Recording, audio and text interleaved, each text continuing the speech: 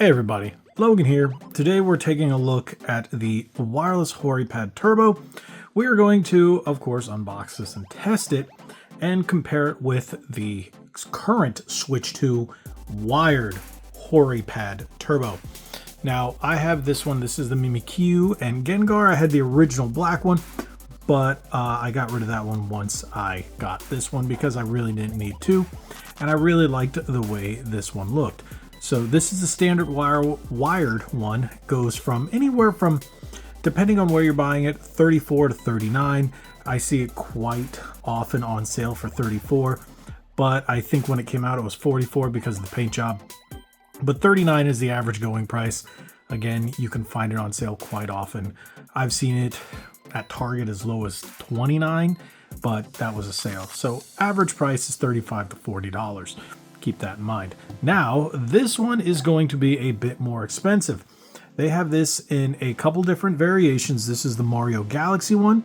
They also have the Rosalina, and there's a clear teal, a clear one, and I think it's a smoked black variation. Those I saw on Amazon. This I actually picked up at Target. I was just there, you know, always grabbing a couple things because, well, it's closer to my house than Walmart, but hey, is what it is. And I saw this and went, okay, I'm gonna get this. They also had the Rosalina, but it's Mario. I'm a Mario guy. Come on, if it was Luigi, I would have got the Luigi because, hell, you know. Okay, so let's take a look at this. This has a couple of interesting features. If you don't want to purchase the standard Switch 2 Pro controller at $90, there are alternatives from Hori, PowerA, and Turtle Beach that you can buy at the store if you want a wired one. You can walk into Target or Walmart or Best Buy, GameStop, what have you, and get those. But there are also plenty of other unlicensed third-party ones that you can get online from companies like Gully Kitten, Easy SMX, and, well, plenty of them out there. So this one is Hori. This is their first official wireless one for the Switch 2. Now, if we look at the back, it says wireless HoriPad Turbo. It is compatible with Switch 1, Switch 2, Switch OLED, and Switch Lite. The big thing is TMR sticks. If you guys had seen my video on this one, this runs ALPS. So drift, yes. Drift, no. So you've got turbo function, assign turbo function on the back, button profiles, battery life, you're looking at about 10 hours. That's okay. 33-foot range. I bet you're asking, aren't we missing a couple features? Well, it says a gyro down here, so you do have gyro, and a button lock feature. So I'm assuming, I don't see anything on the back. Usually button locks are some kind of switch that you can press that will keep buttons from depressing. So we'll just take a closer look at that. Otherwise, that's about it. Time to open it up.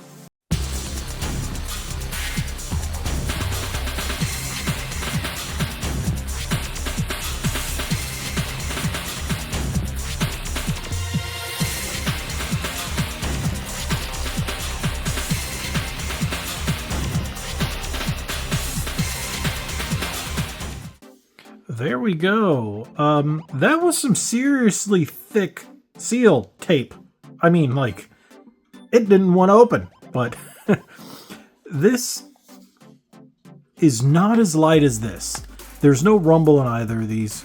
Keep that in mind. All third-party officially licensed controllers do not have console wake, and they do not have rumble or NFC. So you are lacking quite a few features, but the price is significantly lower. So this one does have a smoked clear plastic look for the dark blue and teal. That is nice. You don't really get that vibe on the box. I guess you can kind of see it, but you don't really get it. There's no rumble down in here, but there are weights. So I do like the fact that they've added some weight to this, because if you guys were familiar with Switch 1 versions, they were extra light and just, they didn't feel right. So they added some weight to this. Already got some charge. Much nicer D-pad. That is a much nicer D-pad than the standard. That's a squishy feeling, not a big fan. Definitely improved. They could have put some anti-friction rings. It's not terrible. Stick caps are a little large, but the same goes with the original. Okay, one thing I'm gonna tell you. Those buttons, those face buttons, are significantly quieter than the PowerA or the Turtle Beach offerings. That's going to be your home button. No, that's the logo button. That's the home button, plus minus. We're going to have to take a look. What is that button? Oh, that's going to be your assign button. The function button? Okay, there are your locks. Oh, that's nifty. So that's your camera button. Type C on the top.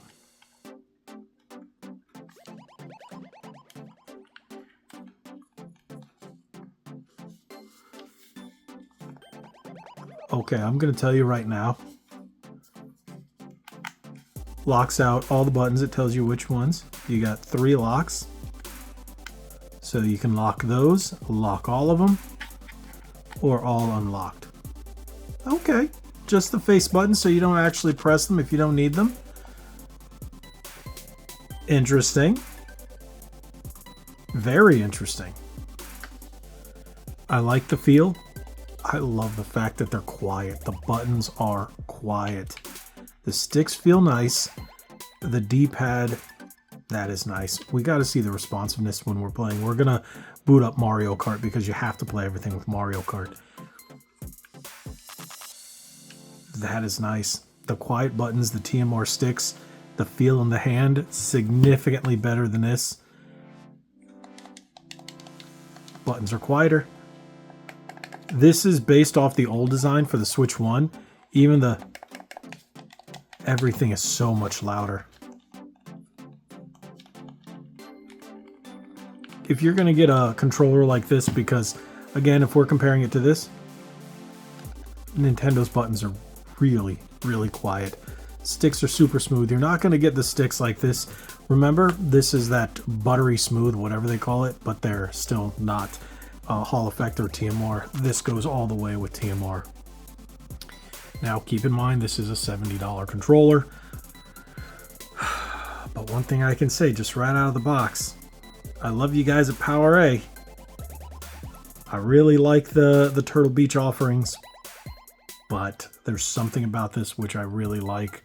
I do like the fact that it's quiet, it's extremely comfortable in the hand, and if the other two companies made it so their buttons weren't as loud and clacky, I would like them that much more. But as of right now, I just really like this design. And I did get a new PowerA one from PowerA that has the Yoshi on it, and I really do like that one. Maybe I'll do a comparison video between the big three if you guys ask, but we'll see. Maybe come time Mario movie. But this is nice. Let's test it. Before we get into the testing, I want to show you a couple things on the instruction booklet because, well, it makes it a little easier. If you look down here, you can actually charge it in 3 different ways. Some people ask questions about charging that I thought would normally be just pretty common sense, but let me just address them. So you can charge it by plugging it into the console, sleep mode on or off, so keep that in mind, very simple. You can even charge it with a Nintendo Switch AC adapter like it shows right there. They recommend to only use the cable that comes with it because it says if you don't use the right one, other cables, to prevent risk of damage to the controller, please do not use other cables. Yeah, no, yes, I would listen to it. I've not seen that before, but if you lose your cable, I would suggest using one of the ones that come with, say, the Nintendo Switch 2, or if you have the PowerA or Turtle Beach, that might be a decent option, but just try to keep the one that you have. Otherwise, this is the sync. We're going to go through that in just a moment. This is the part where you might want to pause it just in case you lose the instructions. You do have everything here, how to turn on turbo mode, programmable buttons assigned right there in the front. Ba, ba, ba. assign. There you go. You got a lot of stuff you can do there. So you can program however you feel, but everything seems to be pretty simple.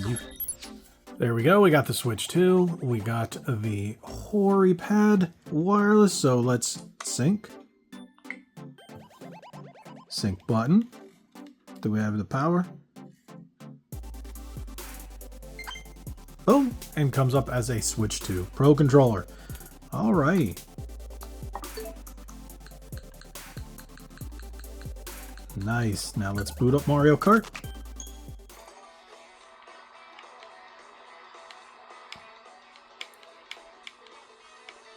Nice.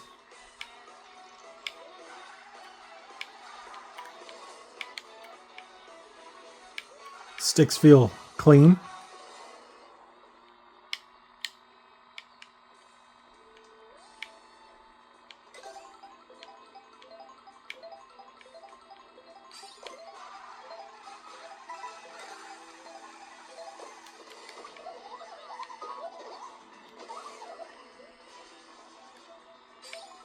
All right, now what we need to do is test gyro.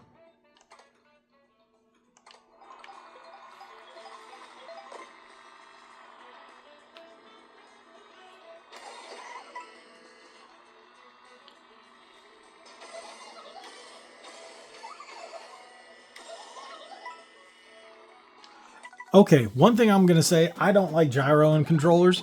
That is one of the more accurate ones I've used. It's going to be hard for me not to recommend this one because I think this might be one of the best officially licensed ones that I've used. And I've always been iffy on Hori. It's either been good or bad. I really haven't felt something in between when it comes to Hori products.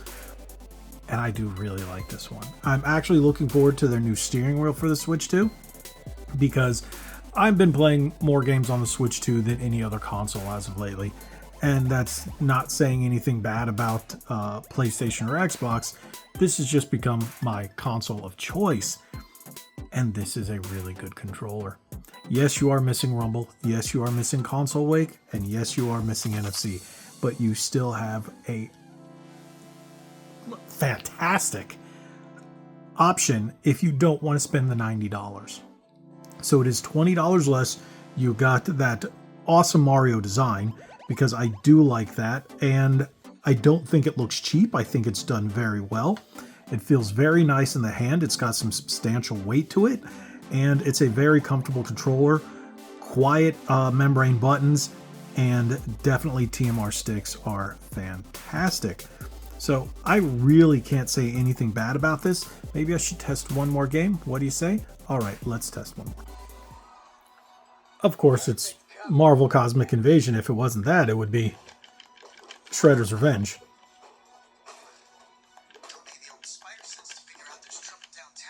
Watch out, these bugs have been sent by Nihilus himself. Catch this!